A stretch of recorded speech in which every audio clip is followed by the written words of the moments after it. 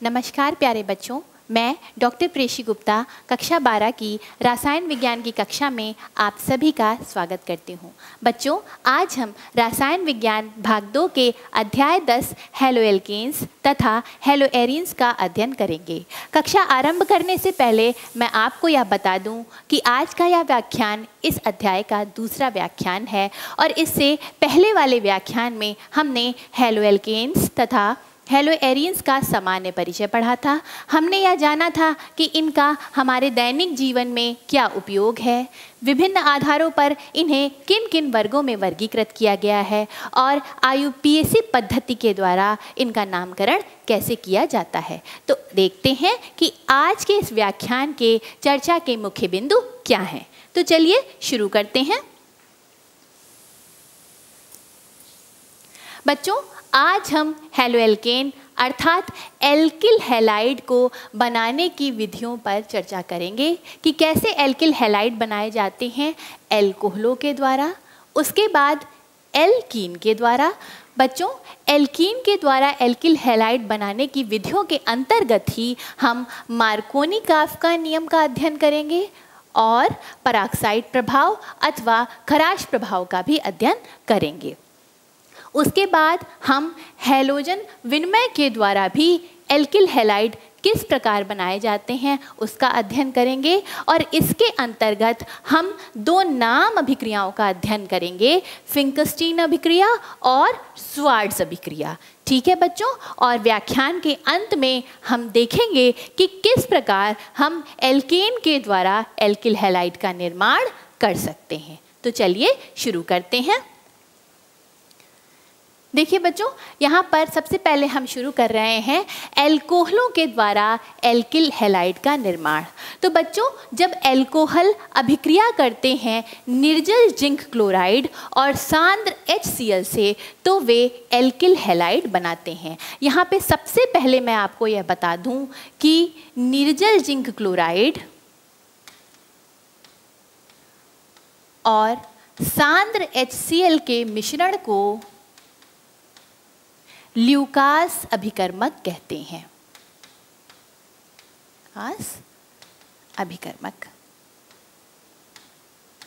अभिकर्मक कहते हैं। ये बहुत इंपॉर्टेंट है बच्चों, और बोर्ड की आपकी परीक्षाओं में और तमाम प्रतियोगी परीक्षाओं में ये क्वेश्चन आपसे डायरेक्ट पूछा जाता है कि ल्यूकास अभिकर्मक क्या होता है। तो आप यहाँ से ध्यान रखेंगे कि निर्जल जिंक क्लोराइड और सांद्र HCl का जो मिश्रण होता है वो ल्यूकास अभिकर्मक होता है। तो बच्चों, जब ल्यूकास अभिकर्मक अभिक्रिया करता है एल्कोहल के साथ तो संगत एल्किल हैलाइड हमें प्राप्त हो जाते हैं। और बच्चों, ये ल्यूकास अभिकर्मक बहुत महत्वपूर्ण है। क्यों महत्वपूर्ण है? क्योंकि इसका प्रयोग किया जाता है प्राथमिक, द्वितीयक और तृतीयक एल्कोहलों के विभेद करने में। बच्चों, जब एल्कोहल अभिक्रिया करता है ल्यूकास अभिकर्मक के साथ तो एल्किल क्लोराइड यहाँ पे हमें प्राप्त हो रहा है। और बच्चों, ये एल्किल क्लोराइड जो होते हैं वो रिएक्शन मिक्सचर में अघुलनशील होते हैं, इसीलिए अभिक्रिया में एक मिल्कीनेस अर्थात दूधियापन उत्पन्न हो जाता है, जो कि आप यहाँ पर देख सकते हैं। और ये दूधियापन सबसे पहले अपीयर होता है तृतीयक एल्कोहलों में। जैसे ही आप तृतीयक एल्कोहलों में HCl ही मिलाएं, यहाँ पे आपको तो जिंक क्लोराइड मिलाने की भी आवश्यकता नहीं होती। जैसे ही आप जिंक HCl मिलाते हैं और टेस्ट ट्यूब को शेक करेंगे, सिर्फ हिलाने भर से ही ड्यूरिंग मिक्सिंग के दौरान ही आपको तृतीयक, अगर ब्यूटिल एल्कोहल आपने लिया है तो तृतीयक ब्यूटिल क्लोराइड प्राप्त हो जाएगा। और ये दूधियापन कब अपीयर होगा? ड्यूरिंग मिक्स करते ही। ठीक, बात करते हैं द्वितीयक एल्कोहलों की। तो द्वितीयक एल्कोहल जब जिंक क्लोराइड और निर्जल जिंक क्लोराइड और सांद्र HCl अर्थात ल्यूकास अभिकर्मक के साथ अभिक्रिया करेगा तो द्वितीयक ब्यूटिल क्लोराइड बनते हैं। और यहाँ पर जो दूधियापन है वो 5 से 10 मिनट के बाद दिखाई देता है। लेकिन जब प्राथमिक अल्कोहल अभिक्रिया करते हैं ल्यूकास अभिकर्मक के साथ तो यह दूधियापन रूम टेम्परेचर पर दिखाई नहीं देता है। जब हम रिएक्शन को गर्म करेंगे तब यह दूधियापन हमें दिखाई देगा। तो अगर यहाँ से हम ये देखें, अभिक्रिया की दर देखें, तो तृतीयक अल्कोहल जो होते हैं वो सबसे तीव्रता से ल्यूकास अभिकर्मक के साथ अभिक्रिया करते हैं, और उसके बाद द्वितीयक अल्कोहल, और सबसे जो कम स्पीड होती है ल्यूकास अभिकर्मक से अभिक्रिया करने की वो प्राथमिक अल्कोहलों की होती है। ठीक है बच्चों, तो इतनी बात आपको समझ में आ गई कि ल्यूकास अभिकर्मक क्या होता है, निर्जल जिंक क्लोराइड और सांद्र HCl का मिश्रण, और ल्यूकास अभिकर्मक से सबसे तीव्रता से अभिक्रिया करते हैं तृतीयक अल्कोहल, और सबसे देर में अभिक्रिया करते हैं, गर्म करने पर ही अभिक्रिया करते हैं प्राथमिक अल्कोहल। ठीक, आगे बढ़ते हैं और देखते हैं अल्कोहलों द्वारा ही एल्किल हैलाइड का निर्माण।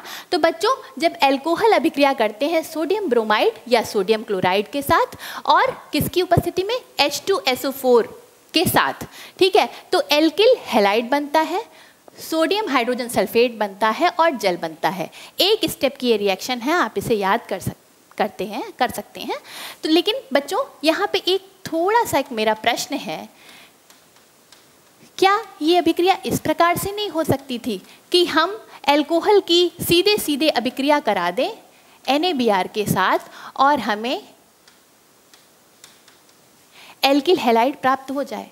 क्यों हमने H2SO4 भी लिया? ये प्रश्न आपके मन में भी आना चाहिए। ठीक है बच्चों, तो होता क्या है, ये जो एल्किल हैलाइड बनता है इसमें ब्रोमीन की विद्युत ऋणात्मकता कार्बन से अधिक होती है, तो ये साझी के इलेक्ट्रॉन को अपनी तरफ खींचता है, इसलिए ब्रोमीन पे आंशिक ऋणावेश आता है और एल्किल समूह पर आंशिक धनावेश आता है। आपको पता है सोडियम हाइड्रोक्साइड एक प्रबल क्षार है, यह Na+ और OH- आयन में टूटता है। बच्चों, ये जो OH- आयन है ये क्या करेंगे, पुनः इस एल्किल समूह पर अटैक कर देंगे और ये जो अभिक्रिया है वो पश्च दिशा में चली जाएगी और पुनः हमें अल्कोहल प्राप्त हो जाएंगे। क्योंकि बच्चों NaOH जो है एक बहुत प्रबल क्षार है, इसे अभिक्रिया से निकालना इतना आसान नहीं होता है। ठीक है बच्चों, इसीलिए हम NaBr के साथ H2SO4 भी लेते हैं। और बच्चों सबसे पहले देखिए क्या बनेगा, NaHSO4 बनता है और HBr बनता है। ठीक, अब ये HBr जब अल्कोहल के साथ अभिक्रिया करता है तो देखिए क्या बनता है, एथिल ब्रोमाइड बनता है क्योंकि हमने एथिल अल्कोहल लिया है। ठीक है, और H2O जल बनता है। जल बहुत अच्छा लीविंग ग्रुप है, ये आराम से अभिक्रिया से निकल जाता है। बच्चों, हम इस विधि से एल्किल ब्रोमाइड और एल्किल क्लोराइड तो बना सकते हैं पर एल्किल आयोडाइड नहीं बना सकते। अगर हमें एल्किल आयोडाइड बनाना है तो हम NaI लेते हैं और उसके साथ एक दुर्बल अम्ल लेते हैं, आर्थोफॉस्फोरिक अम्ल। यहाँ पे हम H2SO4 नहीं ले सकते। बच्चों क्यों नहीं ले सकते? क्योंकि H2SO4 आपको पता है बहुत अच्छा अम्ल होता है, एक प्रबल निर्जलीकारक भी होता है क्योंकि यह किसी भी सिस्टम से जल निकाल सकता है, और आपको पता होगा बच्चों कि यह एक बहुत अच्छा ऑक्सीकारक भी होता है। तो यह क्या करता है, अगर हम NaI के साथ H2SO4 और ले लेंगे तो देखिए ये क्या बना लेगा, HI और NaHSO4। ठीक, और जब HI बनेगा तो HI पुनः H2SO4 के साथ अभिक्रिया करता है और देखिए आयोडाइड जो है हमारा वो किस में कन्वर्ट हो जाता है, ऑक्सीकृत हो जाता है, आयोडीन में ऑक्सीकृत हो जाता है।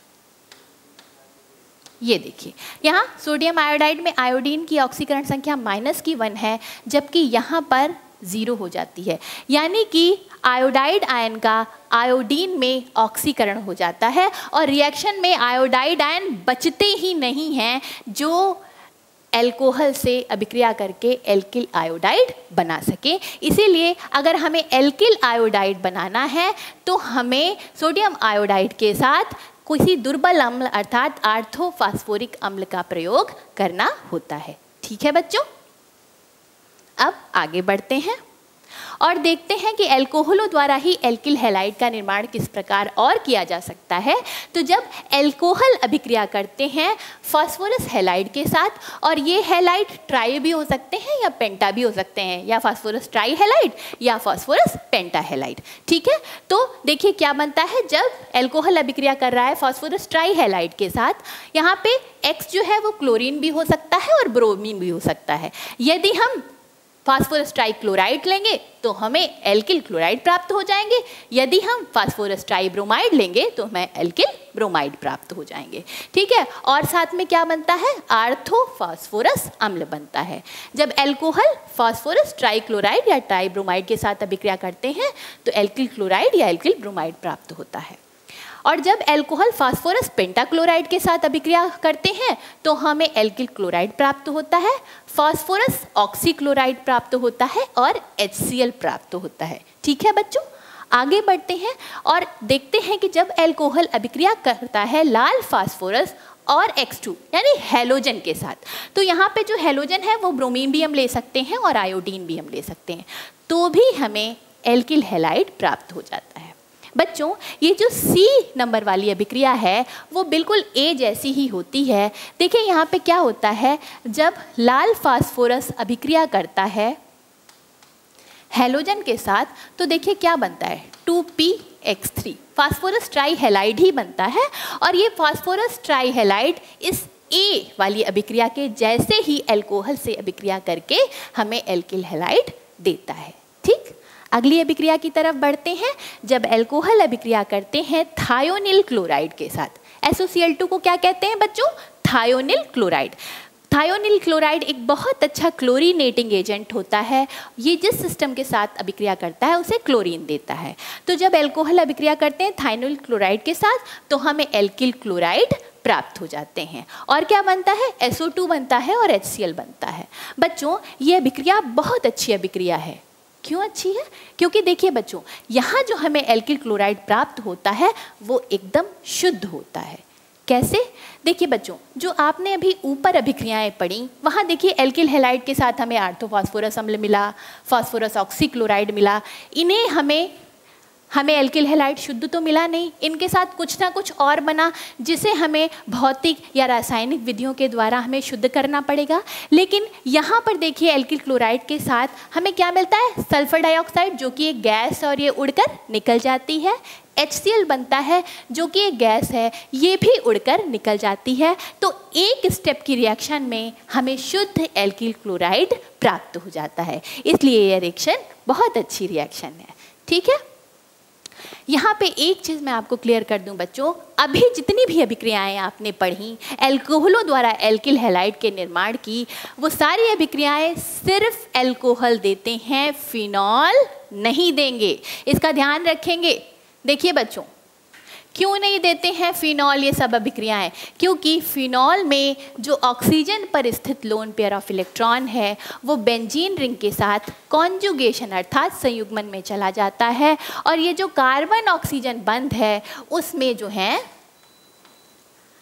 द्विबंध का गुण उत्पन्न हो जाता है। इस वजह से फिनॉल ये अभिक्रियाएं नहीं देंगे, सिर्फ एल्कोहल ही ये अभिक्रियाएं देंगे, ध्यान रखिएगा आप इस बात को। अब हम आगे बढ़ते हैं और देखते हैं कि एल्कीन के द्वारा एल्किल हैलाइड का निर्माण किस प्रकार किया जा सकता है।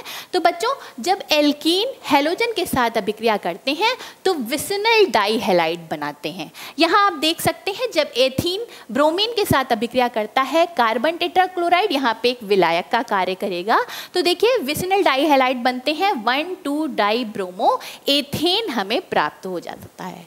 इस रिएक्शन के उपरांत ब्रोमीन का जो लाल नारंगी रंग है वो क्या हो जाता है, लुप्त हो जाता है, क्योंकि ब्रोमीन असंतृप्त स्थानों पर जुड़ जाती है बच्चों, ठीक है। इसीलिए इस अभिक्रिया का जो उपयोग है वो असंतृप्तता परीक्षण करने के लिए भी किया जाता है, ठीक है बच्चों।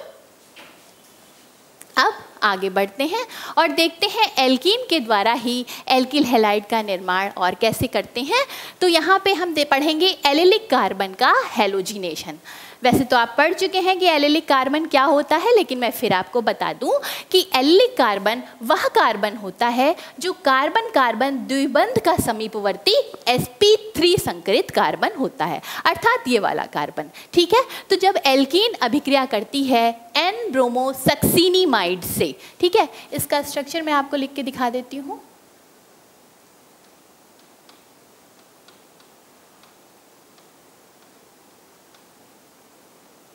ये स्ट्रक्चर होता है एन ब्रोमोसक्सिनिमाइड का।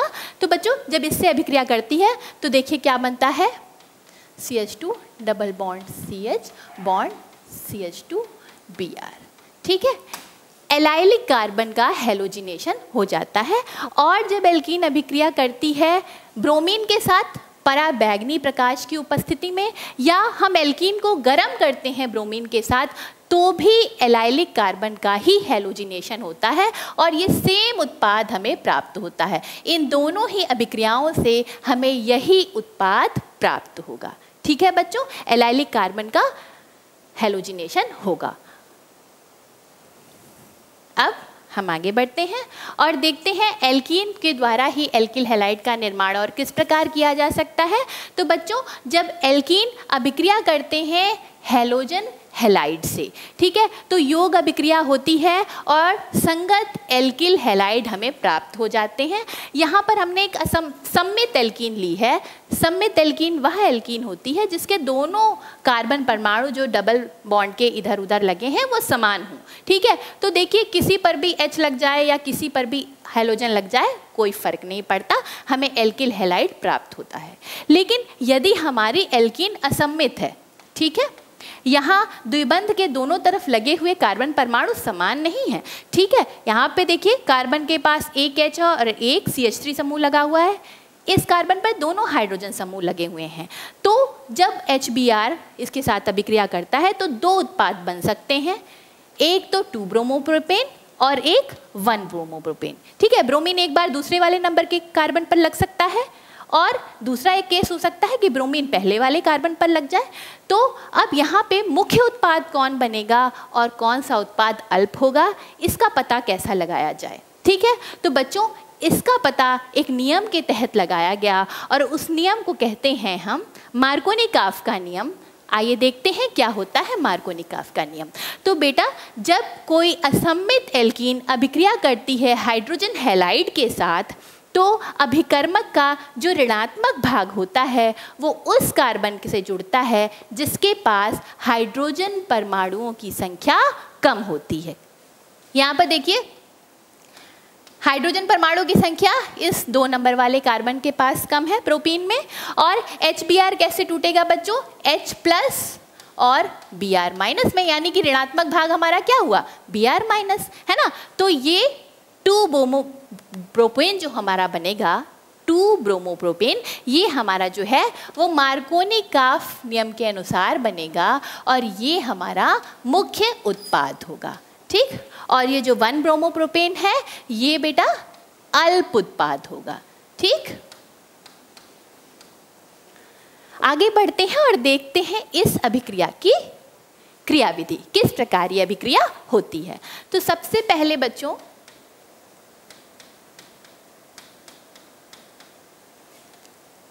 ये H प्लस आयन कहाँ से मिलेगा हमें, HBr से मिलेगा। H प्लस आयन का इलेक्ट्रोफिलिक अटैक होता है एल्कीन पे। देखिए बच्चों मैं बोल रही हूँ कि H प्लस आयन का इलेक्ट्रोफिलिक अटैक होता है एल्कीन पे, लेकिन एरो जो है वो एल्कीन से H प्लस आयन की तरफ जाएगा। बहुत सारे बच्चे एरो उल्टा लगा देते हैं। बच्चों इस बात का हमें ध्यान रखना है कि एरो हमेशा हाई इलेक्ट्रॉन डेंसिटी से कम इलेक्ट्रॉन डेंसिटी की तरफ जाएगा। H प्लस के पास कुछ भी नहीं है, एक भी इलेक्ट्रॉन नहीं है, तो इस बात को ध्यान रखेंगे। और देखिए बच्चों यहाँ पर 2 पॉसिबिलिटी हैं। ठीक, CH3 CH CH3। एक तो ये हो सकता है कि 2 डिग्री कार्बोकैटायन बन जाए। ठीक, एक पॉसिबिलिटी ये है कि 1 डिग्री कार्बोकैटायन हमें प्राप्त हो। और हमें पता है कि 2 डिग्री जो कार्बोकैटायन है वो अधिक स्थायी होता है 1 डिग्री कार्बोकैटायन की अपेक्षा, इसी कारण यह ज़्यादा मात्रा में बनेगा।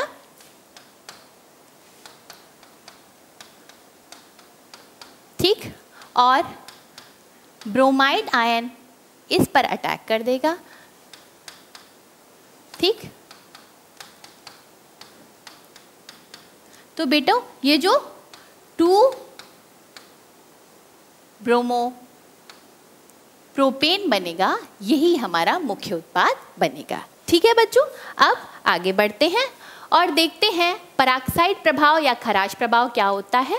तो बच्चों, जब असम्मित एल्कीन अभिक्रिया करती हैं हाइड्रोजन ब्रोमाइड के साथ किसी पराक्साइड की उपस्थिति में, तो जो उत्पाद हमारा बनता है वो प्रति मार्कोनी-काफ के नियम के अनुसार बनता है। और देखिए, अभी हमने पिछली रिएक्शन में देखा कि 2 ब्रोमोप्रोपेन मुख्य उत्पाद बन रहा था, लेकिन यहाँ पे 1 ब्रोमोप्रोपेन हमारा मुख्य उत्पाद बनेगा। आइए हम देखते हैं यह अभिक्रिया किस क्रियाविधि के द्वारा होती है। यह अभिक्रिया देखिए फ्री रेडिकल चेन मैकेनिज्म या मुक्त मूलक श्रृंखला क्रियाविधि के द्वारा होती है। सबसे पहले बेंजोइल पेरोक्साइड का होमोलिटिक विदलन होता है और देखिए बेंजाइलॉक्सी फ्री रेडिकल हमें मिलता है। यह benzyloxy free radical phenyl free radical और कार्बन डाइऑक्साइड में टूटता है इस तरीके से। ठीक है, फेनिल फ्री रेडिकल HBr के साथ एक हाइड्रोजन मुक्त मूलक को अब्स्ट्रैक्ट करके बेंजीन बनाता है और ब्रोमीन मुक्त मूलक बनता है। यह ब्रोमीन मुक्त मूलक जब एल्कीन पर अटैक करता है तो देखिए प्राथमिक मुक्त मूलक भी बन सकता है और द्वितीयक मुक्त मूलक भी बन सकता है। द्वितीयक मुक्त मूलक हमें पता है कि अधिक स्थायी होते हैं, इसीलिए यह अधिक मात्रा में बनेगा और यह HBr के साथ हाइड्रोजन मुक्त मूलक को अब्स्ट्रैक्ट करके ले करके 1 ब्रोमोप्रोपेन जो है वो मुख्य उत्पाद के रूप में हमें प्राप्त हो जाएगा। इस प्रभाव को हम पराक्साइड प्रभाव अथवा खराश प्रभाव कहते हैं। यह मार्कोनी-काफ नियम का बिल्कुल उल्टा होता है। आगे बढ़ते हैं बच्चों और देखते हैं कि हैलोजन विनिमय के द्वारा एल्किल हैलाइडों का निर्माण किस प्रकार कर सकते हैं। और इसमें जो हम पहली नाम अभिक्रिया पढ़ेंगे वो है फिंकस्टीन अभिक्रिया। तो जब एल्किल क्लोराइड या ब्रोमाइड की अभिक्रिया सोडियम आयोडाइड के साथ होती है और कब किसमें होएगी? ड्राई एसीटोन में। ठीक है बच्चों, शुष्क एसीटोन में यह अभिक्रिया होती है। तो देखिए हैलोजन परमाणुओं का विनिमय अर्थात एक्सचेंज हो जाता है। आयोडीन इस एल्किल समूह के साथ लग जाएगा और यहाँ पर जो X होगा क्लोरीन या ब्रोमीन, ये सोडियम के साथ अभिक्रिया कर लेता है। तो देखिए सोडियम हैलाइड प्राप्त होगा, अगर हम Cl लेंगे तो सोडियम क्लोराइड प्राप्त होगा, अगर हम क्लोरीन ले रहे हैं तो सोडियम ब्रोमाइड प्राप्त होगा। तो फिंकस्टीन अभिक्रिया के द्वारा हमें एल्किल आयोडाइड प्राप्त होते हैं। ठीक है बच्चों, अगली विधि हम पढ़ते हैं हैलोजन विनिमय के ही द्वारा एल्किल हैलाइड के निर्माण में, और इसमें जो अगली नाम अभिक्रिया है वो है हमारी स्वार्ट्ज अभिक्रिया। तो जब एल्किल ब्रोमाइड या एल्किल क्लोराइड अभिक्रिया करते हैं धातु फ्लोराइडों के साथ, ठीक है, धातु फ्लोराइडों के साथ इन्हें गर्म किया जाता है। ये धातु फ्लोराइड सिल्वर फ्लोराइड हो सकते हैं, मर्क्यूरस फ्लोराइड हो सकते हैं, कोबाल्ट डाइफ्लोराइड हो सकते हैं अथवा एंटीमनी ट्राइफ्लोराइड हो सकते हैं। तो बच्चों एल्किल फ्लोराइड हमें प्राप्त होते हैं और इस अभिक्रिया को हम स्वार्ट्ज अभिक्रिया कहते हैं। और इसके साथ ही हमें सिल्वर ब्रोमाइड या सिल्वर, अगर क्लोराइड लेंगे तो सिल्वर क्लोराइड भी प्राप्त हो जाता है। ठीक है बच्चों, और इस अभिक्रिया में ये जो धातु के साथ सिल्वर ब्रोमाइड हमें जो प्राप्त हुआ है वो अभिक्रिया में अवक्षेपित हो जाता है, इसलिए यह अभिक्रिया सुगमता से आगे की ओर बढ़ती है लाशातेलिए के नियम के अनुसार। आगे बढ़ते हैं और देखते हैं कि एल्केन के द्वारा एल्किल हैलाइडों का निर्माण किस प्रकार हो सकता है। तो बच्चों देखिए यहाँ पे हाइड्रोजन का प्रतिस्थापन होता है और CH3Cl प्राप्त होता है। यह अभिक्रिया यहीं पर नहीं रुकती है बच्चों, ठीक है, यह अभिक्रिया होती जाती है और देखिए CH2Cl2 प्राप्त होता है। पुनः जब ये क्लोरीन के साथ अभिक्रिया करेगा सूर्य के प्रकाश की उपस्थिति में तो HCl पुनः निकल जाएगा और हमें क्लोरोफॉर्म प्राप्त होगी। और जब पुनः ये अभिक्रिया होगी, ठीक, तो HCl पूरा निकल जाएगा और हमें कार्बन टेट्राक्लोराइड प्राप्त हो जाता है। तो हमें एल्किल हैलाइडों का एक मिश्रण प्राप्त हो जाता है। यहाँ पर हम हैलोजन के साथ अभिक्रिया की अगर गति का मापन करें बच्चों, तो एल्केन के साथ सबसे तीव्रता से फ्लोरीन अभिक्रिया करते हैं, ठीक। उसके बाद क्लोरीन अभिक्रिया करते हैं, उसके बाद ब्रोमीन अभिक्रिया करते हैं, और सबसे कम जो स्पीड होती है एल्केन के साथ अभिक्रिया करने की वो आयोडीन की होती है। यहाँ मैं बता दूं बच्चों, फ्लोरीन अंधेरे में भी एल्केन के साथ अभिक्रिया कर लेते हैं, क्लोरीन के साथ सूर्य का प्रकाश आवश्यक होता है, और ब्रोमीन के साथ सूर्य के प्रकाश के साथ साथ अभिक्रिया को थोड़ा गर्म भी करना पड़ता है। अगर हाइड्रोजन परमाणु के विस्थापन की दर की बात करें तो सबसे पहले अभिक्रिया से तृतीयक हाइड्रोजन निकलते हैं, उसके पहले द्वितीयक, उसके बाद द्वितीयक हाइड्रोजन निकलते हैं, और अंत में प्राथमिक हाइड्रोजन निकलते हैं। आगे बढ़ते हैं बच्चों, और कुछ आपको अभ्यास प्रश्न है कि हमने जो पढ़ा वो हमने कितना सीखा। तो देखिए, ये थायोनिल क्लोराइड के साथ अभिक्रिया हो रही है और आपको इस अभिक्रिया का उत्पाद लिखना है। तो बच्चों देखिए क्या होता है, क्लोरीनेशन हो जाएगा सिंपल। यहाँ पे देखिए ये जो हमारा यौगिक है ये अभिक्रिया कर रहा है ब्रोमीन, ऊष्मा और पराबैंगनी प्रकाश, ठीक है, या तो ऊष्मा है या अथवा पराबैंगनी प्रकाश ले लीजिए। तो देखिए एलाइलिक कार्बन का हेलोजिनेशन होता है, ये हमने आपको पढ़ाया है। तो क्या बन जाएगा देखिए, NO2 CH Br और CH3, ठीक है बच्चों। आगे बढ़ते हैं, यहाँ पे देखिए मार्कोनी का एडिशन होगा, CH3 CH2 CH Cl bond CH3, ठीक। और यहाँ पे एंटी मार्कोनी का एडिशन होगा, CH2 CH2 CH2 Br, ठीक है। आगे बढ़ते हैं, देखते हैं बेटा यहाँ पे ये समूह एल्कोहल है, ये फिनॉल है। हमने बताया है फिनॉल एल्कोहलों की अभिक्रियाएं नहीं देते हैं। तो देखिए फिनॉल समूह जो है वो एज इट इज रहेगा और यहाँ पे क्लोराइड इसका बन जाएगा। यहाँ पे बात करें तो देखिए मार्कोनी का एडिशन होगा CH3, और ऋणात्मक जो हमारा समूह है वो उस कार्बन के पास जाएगा जहाँ पे कार्बन परमाणुओं की संख्या कम है, अभिकर्मक का ऋणात्मक भाग। तो आयोडीन हमारा इस कार्बन के पास आएगा, ठीक। अब आगे बढ़ते हैं, ये अभिक्रिया अभी आपने पढ़ी है, फिंकलस्टीन अभिक्रिया है, एल्किल आयोडाइड प्राप्त होते हैं इससे, ठीक। प्लस क्या और क्या बनेगा, NaBr। और बच्चों ये वाली अभिक्रिया में फिर से देखिए एलाइलिक कार्बन का हेलोजिनेशन हो जाता है। ब्रोमीन जब अभिक्रिया करती है ऊष्मा या पराबैंगनी प्रकाश की उपस्थिति में, ठीक है बच्चों। ये आपका गृह कार्य है बच्चों, और पहला प्रश्न है कि एल्कोहल तथा KI की अभिक्रिया में सल्फ्यूरिक अम्ल का प्रयोग क्यों नहीं करते हैं, ये मैंने आपको बताया है। उसके बाद आप इन तीनों ही अभिकारकों से किस प्रकार 1-आइडोब्यूटेन प्राप्त करेंगे ये आपको बताना है। और तीसरा जो प्रश्न है, इन अभिक्रियाओं से आप क्या उत्पाद बनेंगे, उन उत्पाद को आपको लिखना है। तो वो रासायनिक अभिक्रियाएं जो अभी आपने पढ़ी हैं उनके द्वारा आपको ये प्रश्न हल करने हैं। बच्चों आज हमने एल्किल हैलाइडों को बनाने की विधियों का अध्ययन किया, कुछ नाम अभिक्रियाएं भी सीखी। अगले लेक्चर में हम हेलो एरीन या एरिल हैलाइड को बनाने की विधियों का अध्ययन करेंगे, और हेलो एल्केन और हेलो एरीन के भौतिक गुणधर्मों और कुछ रासायनिक गुणधर्मों का अध्ययन करेंगे। तो मेरा आपसे अनुरोध है, जो रसायन विज्ञान भाग 2 की आपकी पुस्तक है उसका आप थोड़ा सा अध्ययन करेंगे, जिससे आपको अगला व्याख्यान अच्छी तरीके से समझ में आए। मैं आशा करती हूँ आज जो आपने पढ़ा वो आपको अच्छी तरीके से समझ में आया होगा। धन्यवाद।